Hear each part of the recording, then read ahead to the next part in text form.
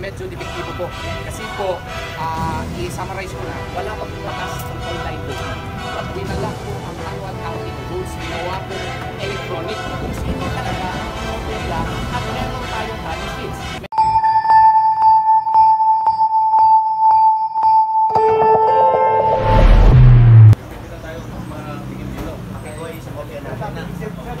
Dito na lang, oh. Yan. Dito. Yan. Yun. Yun. O, upo sir, upo para makita din namin. Yan. Ito yung petition natin for prohibition ng damos with injunctive reliefs na pinal natin ngayon against Commission on Elections at saka Department of Foreign Affairs bilang mga respondents dito sa ating division. Yan. Ito rin ang petition. Pwede ba dito? Okay. Ito po, ginawa po natin ito para sa ating mga kababayan at saka especially sa ating mga overseas Filipino workers. Nung nandun kasi kami sa Hong Kong with Attorney Jamie Bonzoc, Attorney Raul Lambino at saka nila Attorney Vic Rodriguez at iba pang mga kandidato, no? Nakita namin yung apprehensions and fears of the overseas Filipino workers and the overseas voters, no, concerning the system that is being sought to be implemented by the Commission on Elections.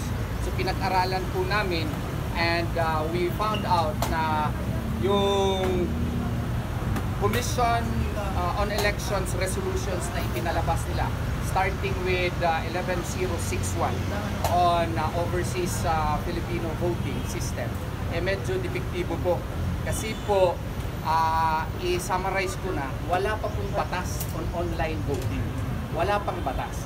Ang Commission on Elections, on their own, or on its own rather, issued COMELEC resolutions, 3 COMELEC resolutions, specifically COMELEC Resolution 11061, 11079, 11081, which implements online voting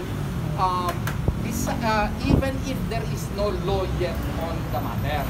And we also question the issuance of COMELEC Resolution 11076, which is the guidelines on domestic voting, simply because of the fact that our laws on the matter, specifically Republic Act 9361, Section 31 mandates, 9369 rather, Section 31 mandates manual counting of votes. Ang ginawa po, winala po ang manual counting of votes, ginawa pong electronic, and electronic counting was already repealed, no, by Republic Act 9361. 9369. Palagi akong nagkakamali dyan. Yung batas po on electronic counting was provided in Republic Act 8436, but this was specifically amended by Republic Act 9369, and now 8436 has been implemented, re-implemented, even if this is in clear violation of an existing law. So our prayers therefore is that mandamus to compel the Commission on Elections to implement Section 31 of Republic Act 9369 and to issue resolutions, an appropriate resolution for the implementation of the same. Why? Bakit? Because it is provided by law. Second, it is a voter verification mechanism in itself. Kung meron tayong manual counting, makikita po natin yung progression votes, makikita ng mga watchers kung sino talaga ang binoto nila, at meron tayong tally sheets, meron tayong election returns na klaro, meron tayong certificate of votes, so we can have clear basis, meron tayong factual basis pagpunta na doon po sa canvassing. Kaming mga lawyers, meron na kaming mga data kung anong nakuha ng aming mga kandidato kada presento, and we can already marshal all our facts and data when we go to the canvassing. Unlike now, bibigyan ka na lang ng election return, hindi mo alam kung paano nakuha yung resulta. Kaya nga po, ang intention po ng batas, Republic Act 9369, is manual counting muna. Ang electronic po, canvassing lang at consolidation of votes.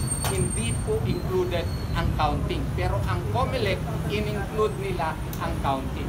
Sa overseas Filipino voters naman, Sections 24 and 27 of Republic Act 10591 contemplates paper ballots and on-site voting. Okay? At saka on-site canvassing po. Ang ginawa po ngayon, online na walang batas. So kailangan po maglagay muna ng mga klarong safeguards at saka kailangan ikonsulta. Wala kasing consultation dito online voting, diretso na lang, walang batas. At hindi po pwede ang Commission on Elections magawa ng sariling batas na hindi po batas galing ng Kongreso. Yun po ang summary ng aming petisyon. Ito po ay pinangunahan ng PDP Laban at pinarmahan ito, may resolution ito ng PDP Laban kasi po ang PDP Laban wants to protect the votes of the Filipino people and supported po ito ng mga magigiting na mga abogado ng mga kandidato like Attorney Raul Lambino, Attorney Jimmy Bondoc, Attorney Vic Rodriguez. Ako rin po ay pumirma, Attorney Israelito Torion at si Attorney Glenn Chong. Hindi lang nakahabol yung kanyang pirma kasi nasa Davao pa siya, but he is one of the petitioners. And meron din pong mga overseas voters and OFW na kasali po dito, petitioners. Nilimit lang namin kasi more than 200 po ang pumunta sa aking opisina. Hindi na po makaya ang pagpasiro. So nilimit lang namin. They are very supportive of our legal move. Attorney, for the record, we are praying for makapag-issue yung court ng TRO. TRO po na and mandamus, mandatory injunction para po first sa domestic voting na i-implement yung Section 31 ng RA 9369 at magawa sila ng resolution para ma-implementa ito. Hindi naman mahirap kung pagboto hindi muna ipasa doon sa machine, i-manual counting mo lang muna, wala nang kailangan gastos. Doon na lang, choke na lang siguro ang tali, wala nang kailangan gastos. And then, this will also coincide yung concern ng isang lawyer din, si Attorney Respicio, na doon na lang i-on yung internet pag-transmit na ng mga results. Kaya para sigurado tayo, meron talaga tayong datos kung ilan ang nakuhang boto ni Attorney Lambino, ni Attorney Jimmy Bondoc, kada presinto, at saka pati na rin mga local candidates. Mga local candidates ito masisiyahan. Kasi kung sino ang talagang nanalo, ay sisiguraduhin sana namin na sila talaga ang mananalo. Attorney, sir, klaro lang din natin. May OFW, wag lang reservation kasi parang feeling nila madidaya yung election through online voting. Kaya nga ito, kasi we are saying that in the meantime, i-TRO muna ito. And what will we do? We will follow first Republic Act 10591 na 10590. Ano yung gagawin? May in-person voting, mail voting, and in certain cases, you follow what was the procedure that was done before. Huwag muna yung online voting kasi nga wala ito nakadaan ng konsultasyon as required by law. There is no international certification. And second, most importantly, there is no law calling for this and for the implementation of this scheme. Attorney, masasabi po ba natin na yung gagawing online voting ay labag po naman sa batas? I will let Attorney Bondoc answer that. Oo, kasi meron po tayong legal maxim that spring cannot rise above the source. No? Ang problema nga sa online voting, although we laud the COMELEC for exploring new technologies, kailangan pa rin may batas muna bago sila mag-implement. At saka isa pa, ang mandato po ng COMELEC is to ensure na hindi ma-disenfranchise ang mga voters.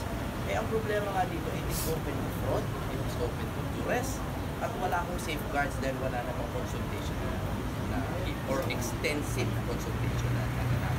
Meron din po kami message sa mga OFW kasi yung iba medyo naiinip po because syempre they are afraid. To your question, baka raw malaya sila.